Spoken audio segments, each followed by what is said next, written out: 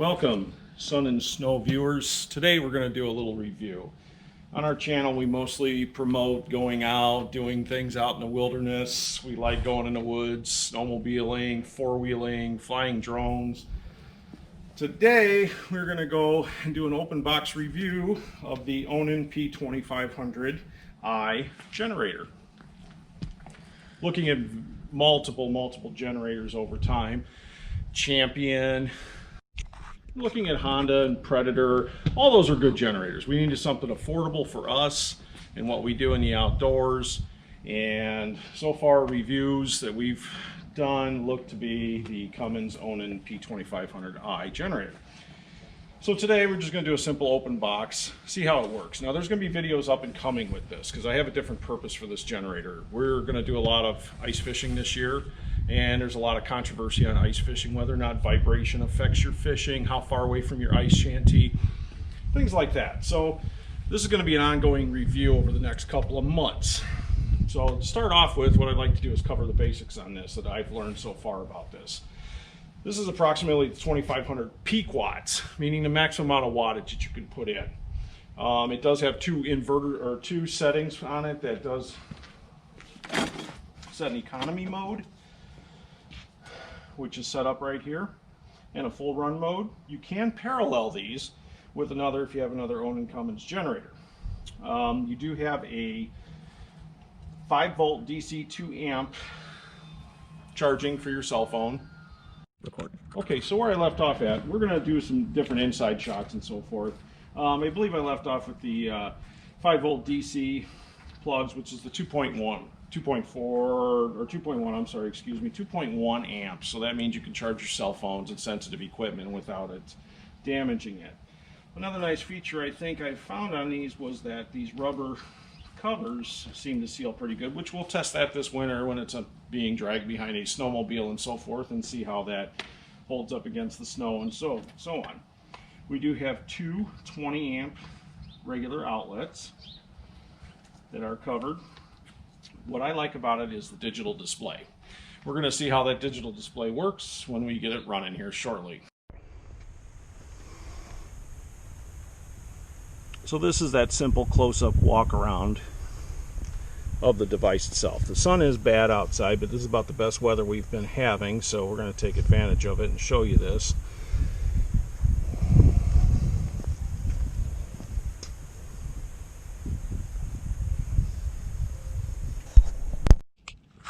Okay, so after unpacking the box, we got a funnel that came with it. That's for obviously filling the oil before we start the motor. They also sent us the 4-stroke SAE 10W30 oil that's supposed to go with it. And according to manufacturer's guidelines in the instructions, we're supposed to put the whole thing in, or at least until it's full and starting to overflow a little bit. And we'll cover that here shortly. Next item is a small DC plug that you could plug into the old style cigarette lighter that will plug into here if you have different items that will plug into this device itself. And one last thing, a small toolkit which contains bits and pieces, screwdriver, and a spark plug changer. So I don't know, there's no real place to store it, but it's part of the kit anyway. All right, moving on. Based on other reviews that I've watched and learned, this door access to the oil is a little sticky. This, you turn it to the unlock position, and then trying to pop off the plastic grommets is a little difficult, which I guess everybody's recommending some little bit of lubricant on there of some sort, maybe a silicone, maybe even some white grease. But it does seem kind of stiff to take this side panel off to get to the motor itself. In here, we have an overflow for your carburetor bowl because there is no fuel shutoff. So I'm going to switch views now to a different camera. Okay, here's that look on the inside a little bit. What we have here is the overflow fuel, and right there you can see where the oil is going to be going in at. And again, the instructions did indicate there is no fuel shutoff to run it out of fuel when you are going to store it. So only assuming that you would have to drain off the carburetor this way for storage. We're going to take a look closer into the oil itself. There's that drain we were talking about. And of course it looks like there is a little bit of oil that does come with it. I'd imagine that's for people who forget to add oil and to make sure, because there will be an indicator light on the front of this device that will indicate if it's low on oil. So all I'm going to do is tuck a piece of paper towel down there just in case I get any spillage as I fill. And we'll be switching back to a different camera view to show that. Okay, where we left off at, I did tuck some paper towel. We're going to fill the oil up. They want, manufacturers request the entire bottle. I'll pour that slowly into here just to watch in case it starts to overspill. We really don't know what's in there. This is approximately a 3.5 horsepower motor and 98 cubic centimeters. I'm going to slow down a little bit. Let this oil get in here. And I'm going to save this container too. The reason I'm going to save it is I will know that next time I go to change oil, which they recommend to change after the first 25 hours. Okay, so if I refill this oil container, I'll know exactly how much goes in there. Now gasoline we have to talk about as well. Doing research, it prefers ethanol free gas, which some people do not have gas stations around their area with ethanol free, and you'd like to use something that has less than 10% ethanol. So probably some form of premium gas in your area should work just fine, but we shall find out. And it did take the whole thing. Okay, so the oil's in place. I did tighten the cap down well enough. You don't have to go too tight, just hand tight with it, no wrenches. Placing the tube back inside. We'll see how well this pops back into place again. Lining up all the plastic bromlets with the device.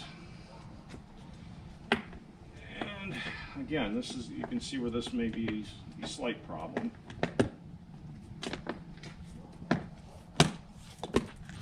And then turning the lever to lock.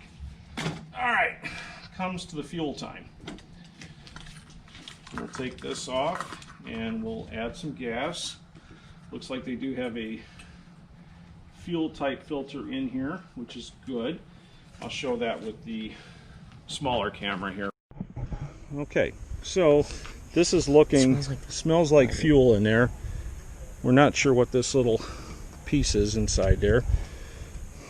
It's some kind of a ring, but we will take that out just so it doesn't get caught up in there. So Josh, the controller of this channel, wants to do the gas work. So we're going to add, I have premium in there now, so we're going to put, it holds approximately 1 gallon. And they say that's rated on high usage, should be about 5 hours of good generator runtime. But we will definitely test this throughout the ice fishing season. On a full tank, it could get up to 12 hours of runtime, which is pretty outstanding. Okay, all right, we're going to top that off and cut over to the starting process. Okay, so another thing we need to talk about real quick before we get it started is the indicator light. This has a great LED gauge on the front of it. It does low oil indicator.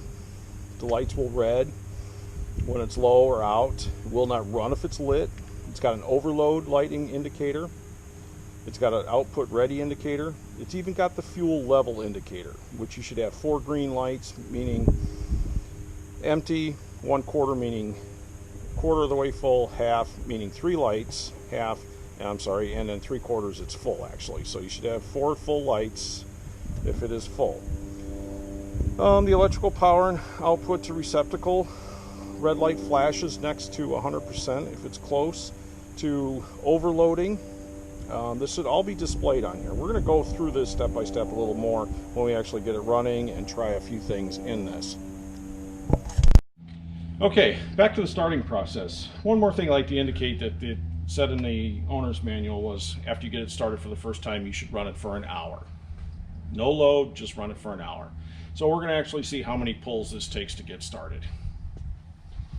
First thing I want to do is move it to choke. Make sure the economy mode is off. And let's see how it does.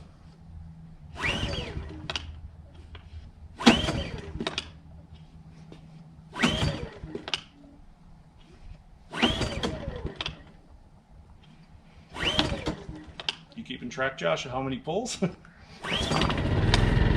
we go. Now being on choke, first time running, slowly over to red. It's pretty quiet. I can barely hear that. I can't believe how quiet it is. And that's not even on economy mode. So as we can see, it's just going to be hard for you to see. It's going to be running through its functions. Speak up.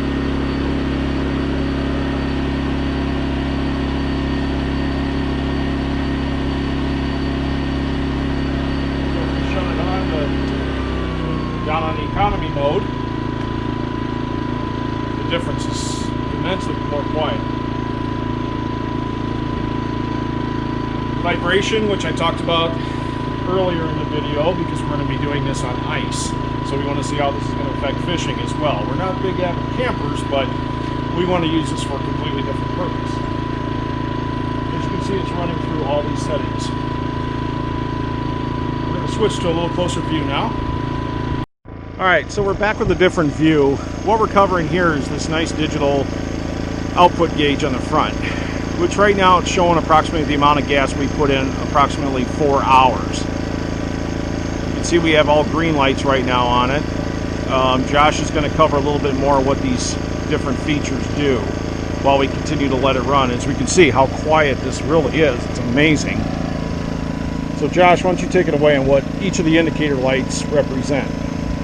So there's going to be a low oil indicator light, which is going to be close to the left. It's going to be your little oil symbol, and it'll start flashing red when it's low, and if it actually runs out of oil or is low on it, it'll automatically cut the engine off.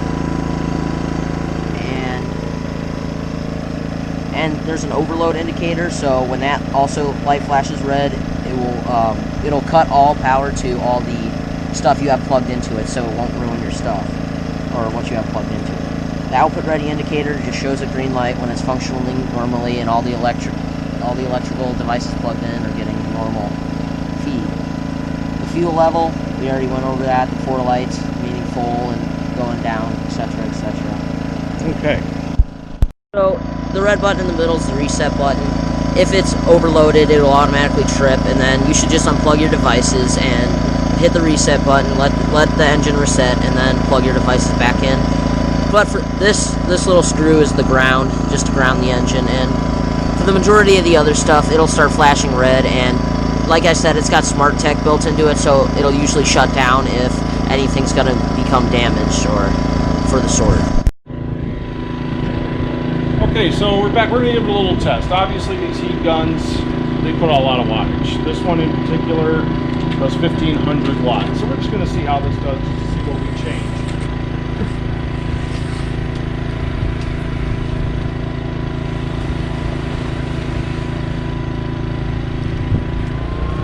Take it off economy mode. Start off low. I'm not sure if you can see the actual display. It is increasing.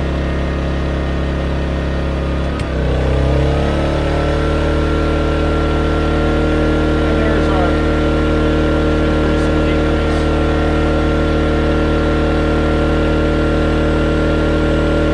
Should be no problem, Josh. It's really got somewhat louder, obviously.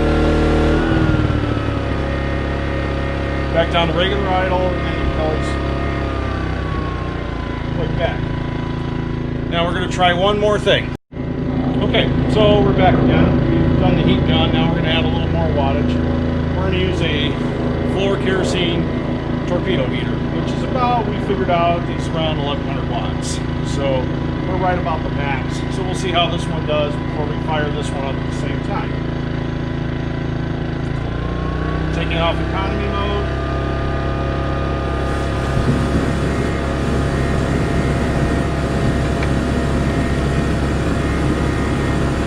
Josh, you want to check if it's fired up? This is running. Definitely running. So, start off on the low setting on the heat gun. Good, pick it up.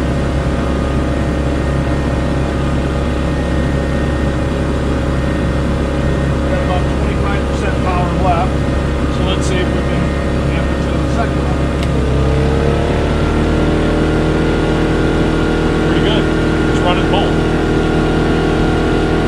Now try economy mode. Shut her down.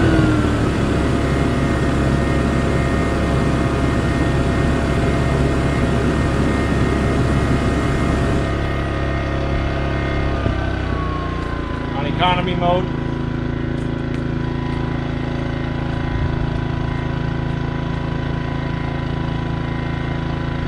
And so far so good.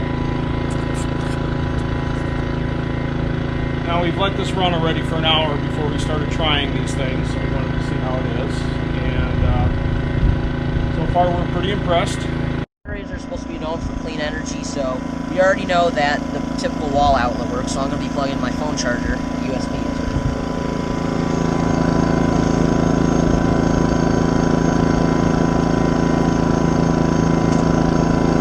As you can see, charging. So, it definitely works, and it's got two USBs, so you can plug two phones in at once. Definitely very quiet and a very good rated machine. Alright, so I also forgot to mention that it's got this nice rubber panel here, so when you charge cell phones or stuff such as, you can put it in there so it doesn't vibrate off if you're, for say, in the woods or something, and you just don't want it going anywhere. But, yeah, that's the Cummins Onan p2500i. Definitely recommend it, and go get yourself one. Okay, so I think we covered a lot of the information that's in here that we've read in the manual and so forth, what we learned from our experiences and so forth today. Now we're going to take it off the table, we're going to shut it down. Just to point out one fact, it does weigh about 45 pounds. That's not really too bad for a guy like my size, but I don't know. It's not too bad for the weight-wise, I think. So we're going to try moving it while it's running and see if there's any kind of emergency kill switch or anything, which is still running yet, so you can carry it. So it looks like you still can carry it. And to shut it off,